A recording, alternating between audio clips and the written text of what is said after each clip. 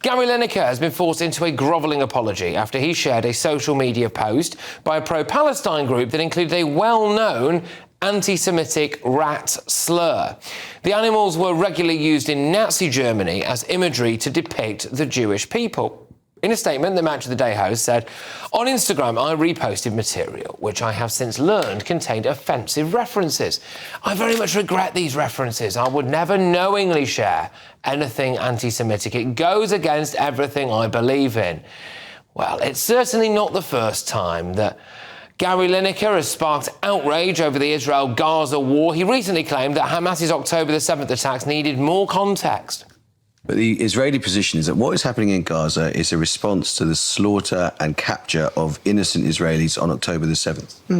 And which was awful, which was truly awful. And that full context needs to be there when discussing what's going on. But that's not the full context, is it? Because the full context starts way before October the 7th, doesn't it? So I'm joined now by the columnist at The Telegraph. It's Jake Wallis Simons. Jake, thank you very much. Tremendous to see you. Do you believe Gary Lineker when he says that he didn't know what he was doing? Well, I think, that's a difficult question. I can't look into his heart, but what I can do is look at his previous actions. He has some prior on this.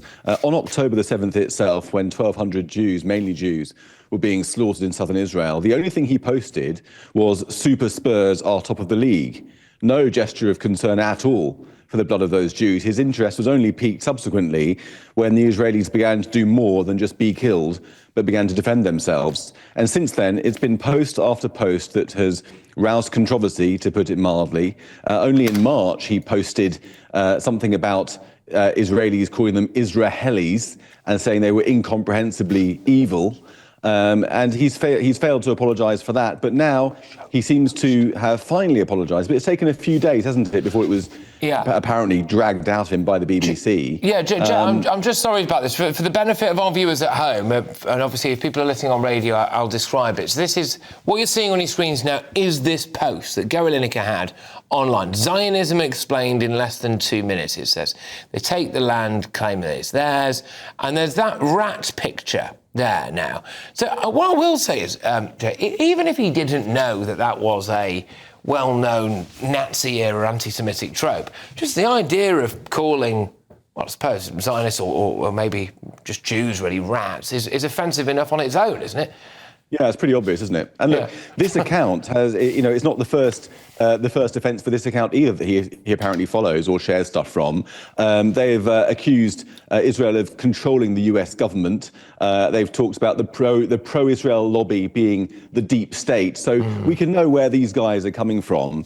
And, Gary Lineker, he's come a long way since last year. It was only last year, I think, that he was saying that the language the government was using about immigration was reminiscent of Germany in the 30s. And now he's showing material that apparently compares Jews to rats. Yeah, it's, there's an irony there, isn't there? I did actually see a tweet from a friend of the show, Christopher Snowden, say, talking of the language of 1930s Germany, actually.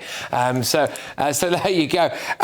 Gary Lineker is leaving the Beeb at some point after the World Cup. I think the World Cup final may well be his last job as a football pundit on the BBC. Why are they letting him make his own way out on his own terms? You've got this now. Just biff him, surely.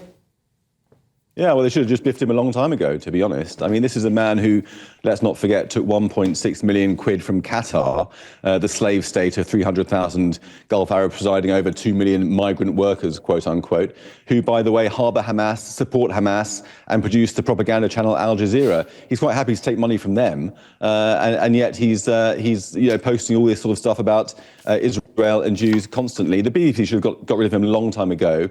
You know it, I know it, the viewers know it. But sadly, they haven't done so. I wonder what his reputation's like at Spurs now, because he was such a great player for them, and clearly there's a huge Jewish following at Spurs, isn't there? And whether or not they now look at this and they think, well, he's not really necessarily welcome there, I don't know about that. But is there a wider point here that Gary Lineker feels so comfortable saying this stuff and consuming that kind of material and then just regurgitating it like an idiot?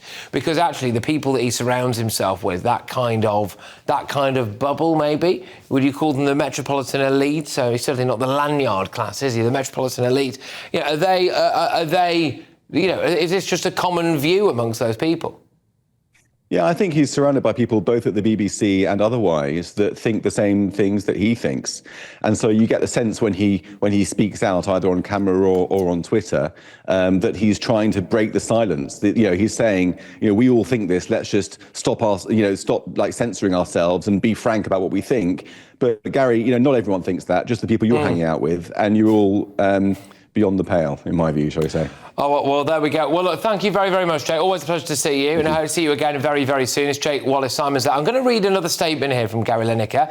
It says, whilst I strongly believe in the importance of speaking out on humanitarian issues, including the tragedy unfolding in Gaza, I also know that how we do so matters. I take full responsibility for this mistake. That image does not reflect my views. It was an error on my part for which I apologise unreservedly. A BBC spokesman said that the broadcaster did not comment on matters involving individuals. OK, all right. Using the internet without a VPN, a virtual private network, is a bit like taking to the road without car insurance. All it takes is one unlucky moment to cost you a lot of cash. This video's sponsor is Private Internet Access.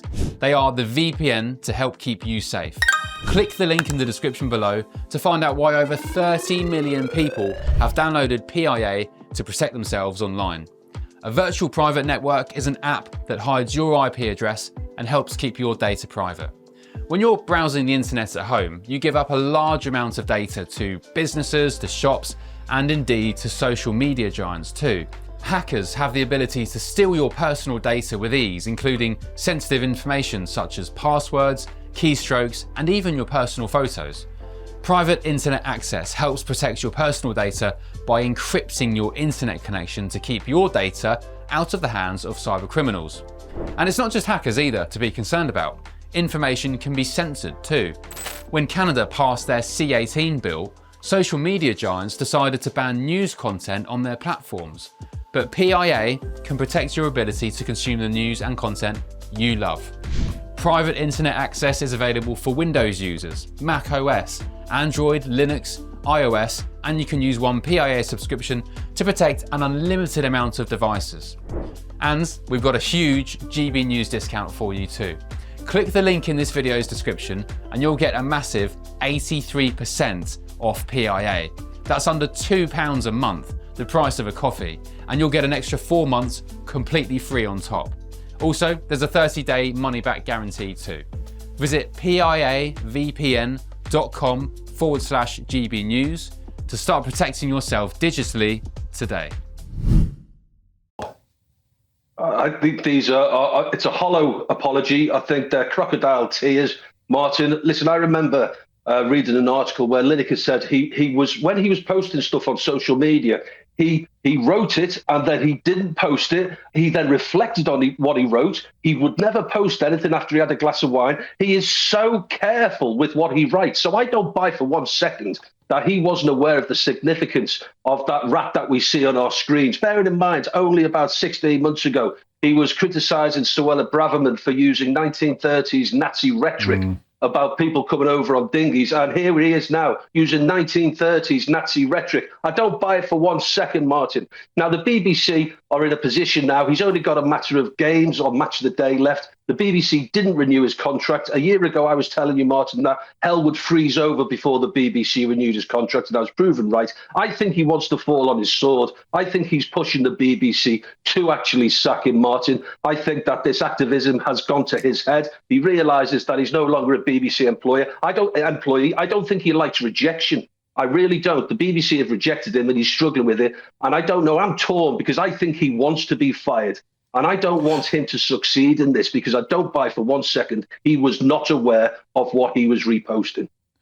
Why do you think that would be a beneficial thing to happen to Lineker? Why would Gary Lineker want to be fired? Because he's an activist and he's put his political views before his position at the BBC. So he can say, look, I've fallen on my sword. You know, people need to remember that he hasn't had his contract renewed. He gave an interview to the Times or the Daily Telegraph a couple of weeks ago. He said, look, you know, basically I've been sacked, something that I knew was going to happen. So I think he's backed himself into a corner where he's only got a few more match of the day specials to go.